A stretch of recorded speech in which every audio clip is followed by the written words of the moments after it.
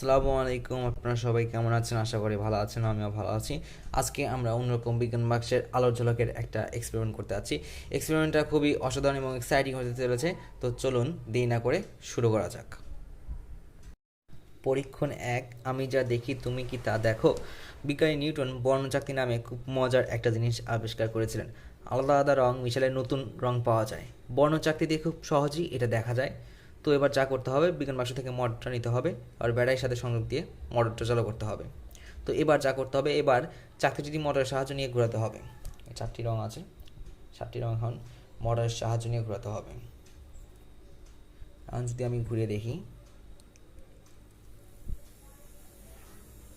চাকতিটি একটু আগেও কিন্তু 7টা আলাদা রং দেখা যাচ্ছিল। এখন কি দেখছো বলো তো? নিশ্চয়ই অবাক হয়ে দেখছো যে ঘূর্ণমান চাকতিটি সাদা বা ধূসর হয়ে গেছে। তাই কি হওয়ার কথা ছিল না? পুরোপুরি সাদা পাওয়ার জন্য 7টা রং একবারে যথাযথ অনুপাতে মিশাতে হয়, যা একটু কঠিন কাজ, তবে তোমরা পারবে। এখন যদি আমরা একই উপায়ে লাল সবুজ চাকতিটি ঘোরাই, তাহলে দেখব কি দেখা যায়। তাহলে একবার একটু ঘুরিয়ে দেখি কোন রংটি আমরা দেখতে পাই। দুটো মিলে দেখা যাচ্ছে যে হলুদ রং।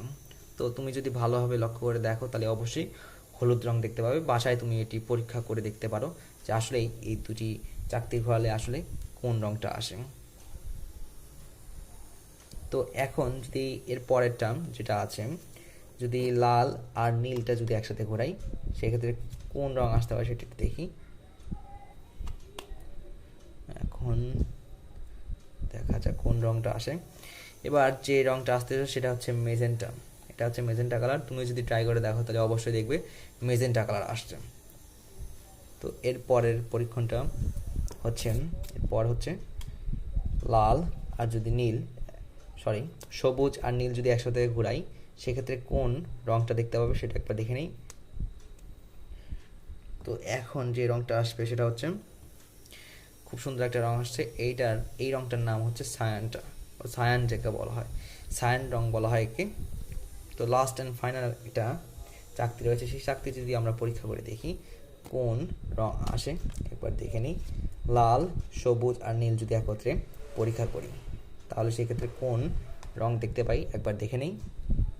যদি ঘোরাই, তো লাল, নীল, সবুজ চাকতিটি ঘোরালে কি দেখা যাবে আগে কল্পনা করার চেষ্টা করতে হবে। তাহলে ঘোরানোর পর যদি কল্পনা মিলে কিনা সেটা একবার দেখি যে তুমি সত্যিই কল্পনা করেছিলে সাদা বা ধূসর রং আসতে যাচ্ছে। হ্যাঁ, তো রঙের ওপর ভিত্তি করে অন্য কোনো রঙও আসতে পারে, টেনশন করার কিছু নেই। তুমি নিজে নিজেই তোমার রং পেন্সিল দিয়ে রঙের পরিমাণ পরিবর্তন করে নিজে নিজেই পরীক্ষা করে নিতে পারো। রঙের পরিমাণ পরিবর্তন করে ঘোরালে নতুন নতুন রং পাওয়া যায়।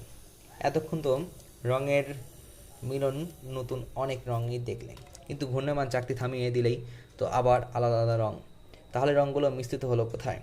তো একটা কথা বলে নিই এখানে, যে কোনো একটা রং দেখার পর খুব অল্প একটা সময় ধরে, মাত্র 0.1 সেকেন্ড, অর্থাৎ 1 সেকেন্ডের 10 ভাগের 1 ভাগ রং দেখার অনুভূতিটা মাথায় থেকে যায়। চাকতিটি খুব দ্রুত ঘুরতে থাকায় একটা রঙের অনুভূতি কেটে যাওয়ার আগে আরও একটা রং এসে ওখানে পড়ে। ফলে মস্তিষ্কের মধ্যে রঙের একটা মিশ্রণ তৈরি হয়। সেই মিশ্রণের রংটাই আমরা শেষ পর্যন্ত দেখি। তো এই ছিল আজকের পরীক্ষণ। দেখা হচ্ছে নেক্সট ভিডিওতে। সেই পর্যন্ত আমাদের সাথে থাকুন। ধন্যবাদ।